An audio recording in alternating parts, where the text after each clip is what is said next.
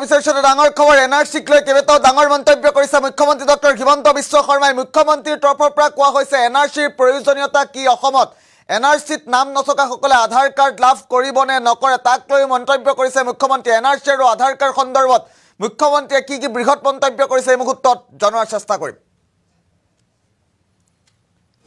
আধাৰ কাৰ্ডক লৈ কেইবাটাও ডাঙৰ খবৰ এই মুহূৰ্তত জনোৱাৰ চেষ্টা কৰিছোঁ। এনআৰচি আৰু আধাৰ কাৰ্ডৰ সন্দৰ্ভত কেইবাটাও ডাঙৰ খবৰ জনোৱাৰ চেষ্টা কৰিছোঁ। আপুনি আধাৰ কাৰ্ডৰ বাবে আবেদন কৰিছিল নেকি?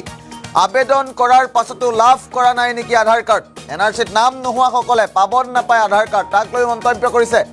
আধাৰ কাৰ্ড নোপোৱাসকলক শীঘ্ৰেই নিয়ম অনুসৰি দিয়া হ'ব আধাৰ কাৰ্ড। উচ্চতম ন্যায়ালয়ৰ ৰায়ৰ পাছতে লোৱা হ'ব বিশেষ সিদ্ধান্ত। বঞ্চিত হৈ থকা ২৭ লাখ লোকৰ ইতিমধ্যে লোৱা হৈছে বায়োমেট্ৰিক। সংৰক্ষণ কৰা হ'ব এই বায়োমেট্ৰিকসমূহ আৰু পৰৱৰ্তী পৰ্যায়ত এনআৰচিত নাম নথকাসকলক আধাৰ কাৰ্ড দিয়াৰ বাবে সুপ্ৰিম কোৰ্টে দিছে অনুমোদন। আৰু আধাৰ কাৰ্ডক লৈ ডাঙৰ মন্তব্য কৰিছে মুখ্যমন্ত্ৰী ডক্টৰ হিমন্ত বিশ্ব শৰ্মাই। মুখ্যমন্ত্ৰীৰ তৰফৰ পৰা কেইবাটাও বৃহৎ মন্তব্য যিহেতু কৰিছে, আমি পৰৱৰ্তী পৰ্যায়ত মুখ্যমন্ত্ৰীৰ মন্তব্যও শুনাম। এনআৰচিত নাম নোহোৱাসকলে আধাৰ কাৰ্ড পাবনে নাপায় তাক লৈ মন্তব্য কৰা হৈছে। আধাৰ কাৰ্ডত নাম নোপোৱাসকলক শীঘ্ৰেই নিয়ম অনুসৰি দিয়া হ'ব আধাৰ কাৰ্ড। আৰু উচ্চতম ন্যায়ালয়ৰ ৰায়ৰ পাছতে লোৱা হ'ব সিদ্ধান্ত। বঞ্চিত হৈ থকা ২৭ লাখ লোকৰ ইতিমধ্যে লোৱা হৈছে বায়োমেট্ৰিক। সংৰক্ষণ কৰা হ'ব এই বায়োমেট্ৰিক। আৰু এনআৰচিত নাম নথকাসকলক আধাৰ কাৰ্ড দিয়াৰ বাবে সুপ্ৰিম কোৰ্টে দিছে অনুমোদন।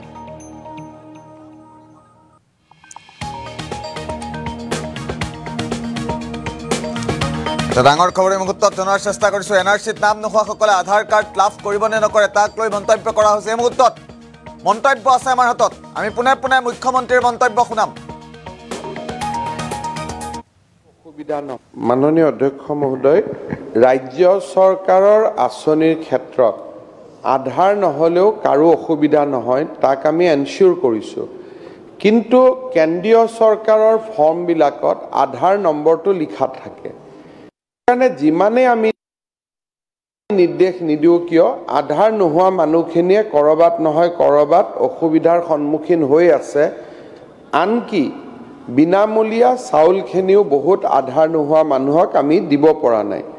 এই বিষয়টো যি ধৰণে আজি সদনত কোৱা হৈছে তাৰ লগত ময়ো একমত। কিন্তু উচ্চতম ন্যায়ালয়ৰ লগত বা উচ্চতম ন্যায়ালয়ৰ নিৰ্দেশ থাকিলে ৰাজ্য চৰকাৰে বহুত কাম কৰিব খুজিলেও কৰিব নোৱাৰে। তাৰ কাৰণে মই ভাৰত চৰকাৰৰ লগত অনানুষ্ঠানিকভাৱে কথা বতৰা পাতিছোঁ, আনুষ্ঠানিক চিঠি লিখিছোঁ। শেহতীয়াকৈ কিছু সমস্যাটো সমাধানৰ মই অলপ আশা দেখিছোঁ যে ঠিক আছে এটা সমাধানৰ ফালে যাব পাৰে। বিষয়টোলৈ ময়ো সংবেদনশীল, ময়ো সহানুভূতিশীল, চেষ্টা কৰি আছোঁ। কিন্তু কিছুমান কাম আমি চেষ্টা কৰিলেও নহয়গৈ, তাৰ ভিতৰত এইটো এটা।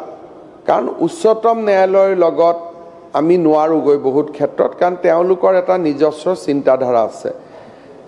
এটা সময়ত লাগিলে আমি সকলো উচ্চতম ন্যায়ালয়তে যাব লাগিব, তেনেকুৱাও লাগিলে কৰিব লাগিব। কিন্তু বৰ্তমান কিছু সমাধানৰ ফালে অলপ ভাৰত চৰকাৰে প্ৰচেষ্টা চলাইছে আৰু মই ভাবোঁ যে তাত হয়তো আমি কিছু ফল দেখিম, কিন্তু আংশিক ফল দেখিম, পূৰা নেদেখোঁ। পূৰাৰ কাৰণে আমি আৰু অলপ যত্ন কৰিব লাগিব।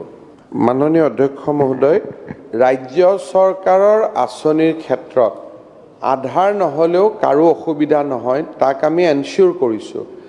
কিন্তু কেন্দ্ৰীয় চৰকাৰৰ ফৰ্মবিলাকত আধাৰ নম্বৰটো লিখা থাকে। সেইকাৰণে যিমানেই আমি নিৰ্দেশ নিদিওঁ কিয় আধাৰ নোহোৱা মানুহখিনিয়ে ক'ৰবাত নহয় ক'ৰবাত অসুবিধাৰ সন্মুখীন হৈ আছে। আনকি বিনামূলীয়া চাউলখিনিও বহুত আধাৰ নোহোৱা মানুহক আমি দিব পৰা নাই। এই বিষয়টো যি ধৰণে আজি সদনত কোৱা হৈছে তাৰ লগত ময়ো একমত। কিন্তু উচ্চতম ন্যায়ালয়ৰ লগত বা উচ্চতম ন্যায়ালয়ৰ নিৰ্দেশ থাকিলে ৰাজ্য চৰকাৰে বহুত কাম কৰিব খুজিলেও কৰিব নোৱাৰে। তাৰ কাৰণে মই ভাৰত চৰকাৰৰ লগত অনানুষ্ঠানিকভাৱে কথা বতৰা পাতিছোঁ, আনুষ্ঠানিক চিঠি লিখিছোঁ। শেহতীয়াকৈ কিছু সমস্যাটো সমাধানৰ মই অলপ আশা দেখিছোঁ যে ঠিক আছে এটা সমাধানৰ ফালে যাব পাৰে।